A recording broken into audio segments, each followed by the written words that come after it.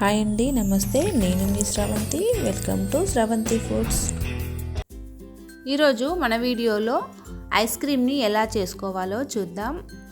మామూలుగా మనం అన్ని ఐస్ క్రీమ్లు కస్టర్డ్ పౌడర్తో కానీ మిల్క్ పౌడర్తో కానీ ఇలా చేస్తూ ఉంటాం కదా.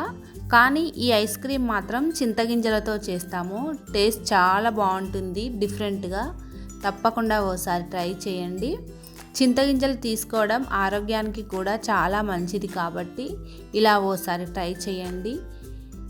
మనం రెగ్యులర్గా చింతగింజలను నానబెట్టి తీసుకున్నట్లయితే మోకాళ్ళలో గుజ్జు పెరుగుతుంది, కీళ్ళ నొప్పులు లాంటివి రాకుండా ఉంటాయి. తప్పకుండా ఓసారి ట్రై చేయండి. ముందుగా ఇలా స్టవ్ ఆన్ చేసి ఇలా ఒక పెనం పెట్టుకొని 1 కప్పు వరకు చింతగింజలను వేసుకోవాలి. వీటిని బాగా వేయించుకోవాలి. నేను ఇక్కడ ఎక్కువ క్వాంటిటీలో చింతగింజలను వేయిస్తున్నాను. స్టోర్ చేసి పెట్టుకుందాం అన్నట్లుగా ఇలా కొన్ని ఎక్కువగా వేయిస్తున్నాను. మీరు కావాలనుకుంటే కొన్నైనా వేయించుకోండి. చూడండి, ఇవి ఇలా వేగిన తర్వాత వీటిని తీసి చల్లారనివ్వాలి. ఇలా చల్లారిన తర్వాత ఇలా కొన్ని చింతగింజలను తీసుకొని వీటిపై ఉన్న పొట్టును ఈ విధంగా తీసేసుకోవాలి. ఇలా ఒక చిన్న రాయితో ఈ విధంగా కొట్టినట్లయితే వీటిపై ఉన్న పొట్టు ఈజీగా ఊడొచ్చేస్తుంది. ఇలా తీసుకున్న తర్వాత ఈ చింతగింజలను ఒక 10-15 వరకు ఇలా వేరొక బౌల్లోకి వేసుకోవాలి. ఆ తర్వాత ఇలా చిన్నవి 2 బౌల్స్ తీసుకొని ఒక బౌల్లోకి ఒక 12 వరకు బాదం పప్పులను వేసుకోవాలి. అలాగే మరొక బౌల్లోకి ఒక 10-15 వరకు ఇలా పొట్టు తీసుకున్న చింతగింజలను వేసుకోవాలి.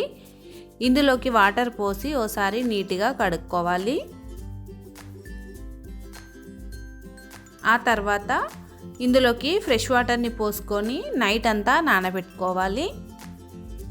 మీకు నైట్ నానబెట్టుకునేంత టైం లేకపోతే అప్పటికప్పుడు చేసుకోవాలనుకున్నారనుకోండి, కాస్త వాటర్ని మరిగించుకొని మరిగే వాటర్లో ఈ చింతగింజలు బాదం పప్పులు వేసి కాస్త ఉడికించుకోండి. ఇలా నైట్ అంతా నానబెట్టుకోవాలి. చూడండి, నెక్స్ట్ డేకి ఎంత చక్కగా నానాయో. చూడండి ఎంత చక్కగా నానాయో ఇవి. ఈ చింతగింజలు అనేవి ఇలా తుంచితే తునిగేలా నానాలి. మనం ఓవర్ నైట్ అంతా నానబెట్టాము కాబట్టి చాలా బాగా నానాయి. ఇప్పుడు వీటిని పక్కన పెట్టుకొని స్టవ్ ఆన్ చేసి ఇలా ఒక 1/2 లీటర్ పాలను గిన్నెలోకి వేసుకొని వీటిని బాగా మరిగించుకోవాలి. ఇవి మరిగేలోపు మనం ఈ బాదం పప్పులపై ఉన్న పొట్టు మొత్తం తీసేసుకుందాం. ఇలా పొట్టు తీసుకున్న తర్వాత వీటిని చిన్న మిక్సీ జార్లోకి వేసుకోవాలి. అలాగే నానబెట్టుకున్న చింతగింజలను కూడా ఓసారి నీట్గా కడిగి ఇలా మిక్సీ జార్లోకి వేసుకోవాలి. వీటిలోకి కొన్ని వాటర్ని పోసి మెత్తని పేస్ట్లా మిక్సీ పట్టుకోవాలి. చూడండి, ఇలా వీలైనంత మెత్తగా మిక్సీ పట్టుకున్న తర్వాత దీనిని పక్కన పెట్టుకుందాం. చూడండి, ఈలోపు పాలు కూడా చాలా బాగా మరుగుతున్నాయి.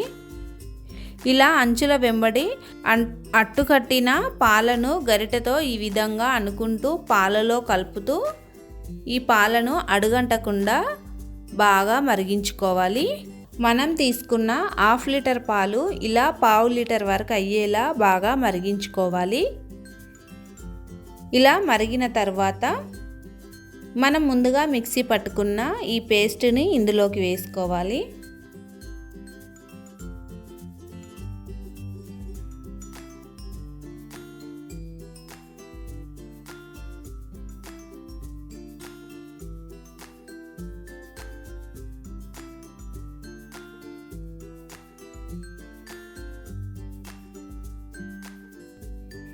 ఈ పేస్ట్ కూడా పాలల్లో బాగా మరిగేలాగా ఇలా కలుపుతూ మరిగించుకోవాలి. ఆ తర్వాత ఇందులోకి 1/2 స్పూన్ వరకు పసుపును వేస్తున్నాను.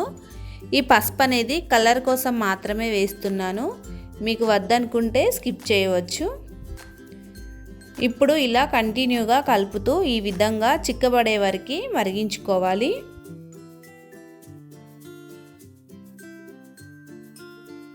ఈ కన్సిస్టెన్సీ అనేది ఈ విధంగా చిక్కగా ఉంటే సరిపోతుంది. ఇప్పుడు దీనిని స్టవ్ ఆఫ్ చేసి పూర్తిగా చల్లారనివ్వాలి. ఇలా కలుపుతూ ఉంటే త్వరగా చల్లారిపోతుంది. చూడండి, ఈ విధంగా పూర్తిగా చల్లారిన తర్వాత ఇప్పుడు ఈ క్రీమ్నంతా ఇలా ఒక మిక్సీ జార్లోకి వేసుకోవాలి. ఆ తర్వాత ఇందులోకి ఒక పావు కప్పు వరకు బెల్లాన్ని వేస్తున్నాను. మీరు కావాలనుకుంటే షుగర్ అయినా వేసుకోవచ్చు.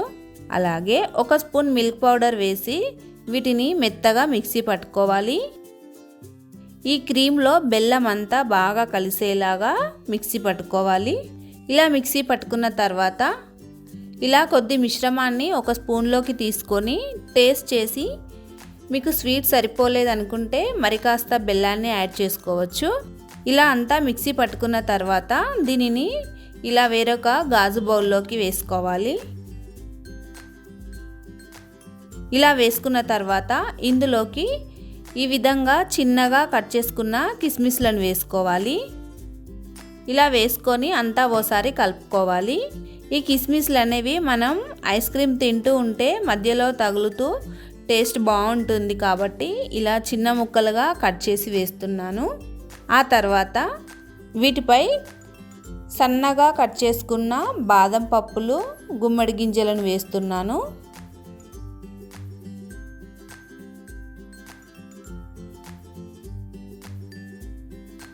ఇలా అంతా వేసుకున్న తర్వాత దీనిపై మూత పెట్టి